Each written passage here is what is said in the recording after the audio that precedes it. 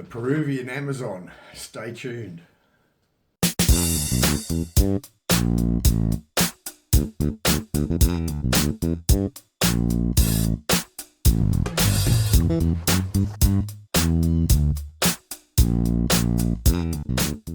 Peru has three Amazon destinations that are popular with tourists.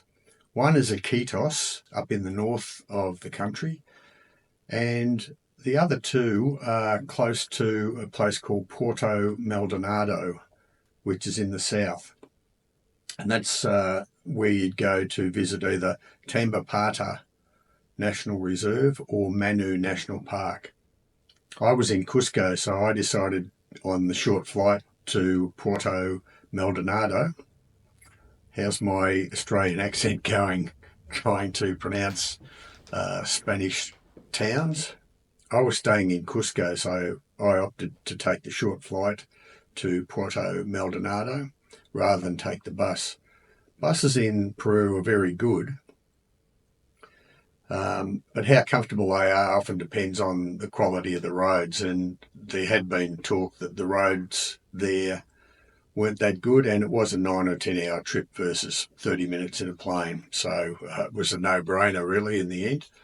So you're flying from Cusco, which is at 3,350 metres, up in the Andes where the air is dry, and landing down in the Amazon basin where the air is humid and the temperatures are very warm, and it really does strike you when you get off the plane coming from Cusco. That's the first thing that hits you really, is the humidity in the air and the extra heat.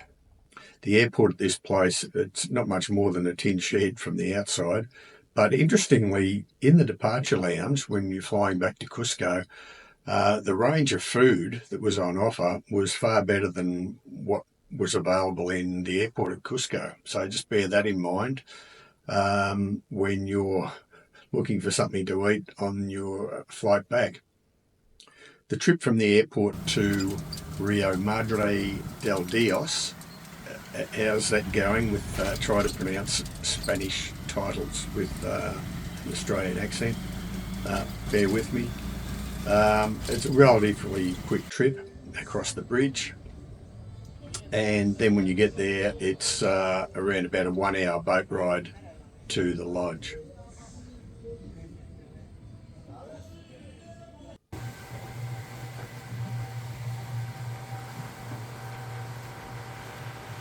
And there are quite a lot of lodges along Rio Madre de Dios and Rio Tambopata, and I think I'll just say river from now on rather than butcher those words. Typically the lodges are set back about 20 to 50 metres from the river. I stayed at Peru Amazon Garden Lodge, and the accommodation there was okay. The bed was good, had a mosquito net, which is a must.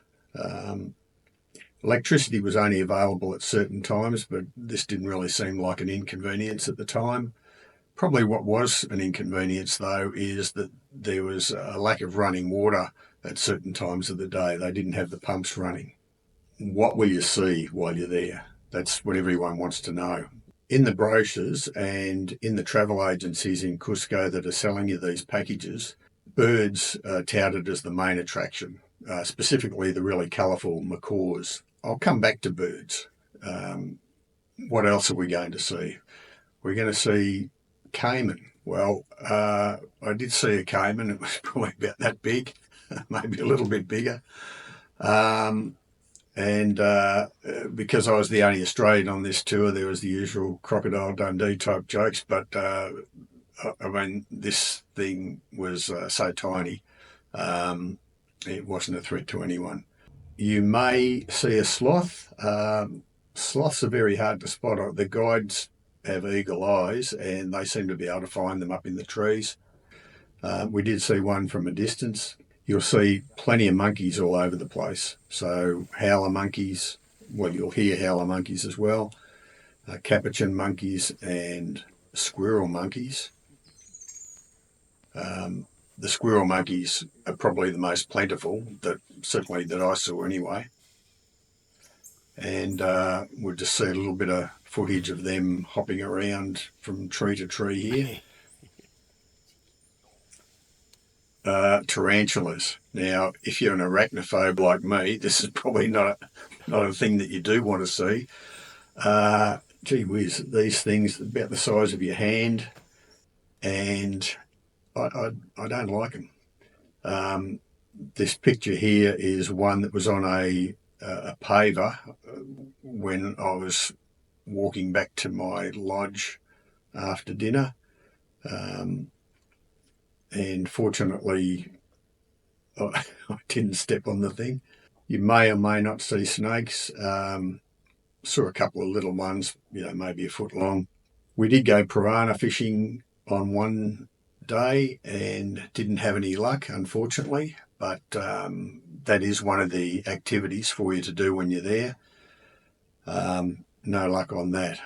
Now, the other thing that is advertised is otters, and I'd never seen otters before, and we saw plenty of them. So for me, the otters were probably the highlight, actually, and you're not probably associating otters with the Amazon. You're typically thinking about crocodiles and snakes and things like that, but yeah, for me, I'd never seen otters before, so otters were the highlight, and seeing them in their natural environment and relatively up close was just fantastic.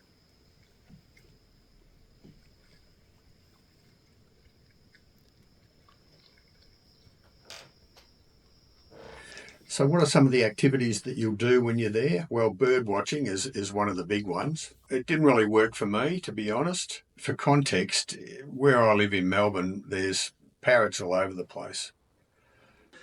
So we've got plenty of lorikeets and galahs. They're always in pairs. Rosellas, again, they're usually in pairs. Very shy, though, rosellas, so never get too close. And cockatoos galore. These are the ones that are probably about the same size as the macaws. And they're all over the place here, usually digging up our nature strip to the point of being pests, actually. There's so much bird life in our neighbourhood that it was going to take something pretty good to get me excited. And unfortunately, yeah, there are probably hundreds or thousands of macaws around the place, but you never really get very close to them.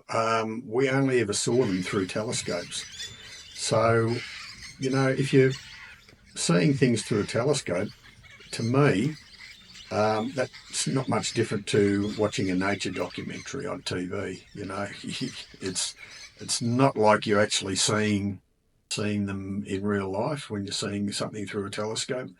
So that's my perspective. But I've got to say that everyone else that was on the tour with me were the complete opposite. They were enthralled. They thought it was amazing. So it really depends on what you're used to seeing and what your expectations are. But I'd call it a tick. For me, it wasn't a big tick, but certainly for everyone else that was in our lodge, they were quite enthralled, even though they had to view the macaws through a telescope. You do plenty of rainforest walks, and be careful not to tread on any tarantulas. You'll go swimming in the river if you want to. Piranha fishing, I already mentioned. There is a rainforest canopy walk, which I thought was pretty good, and I don't really like heights either, so it's a little bit of a white knuckle thing for me. You're about 30 metres above the canopy, which is quite high, but I'd certainly recommend it if you get the opportunity. And you can also do zip lining there, which again, because I don't like heights, I passed on, but everyone else in our group did that and thoroughly enjoyed it. So the rainforest canopy and the zip lining is a big tick.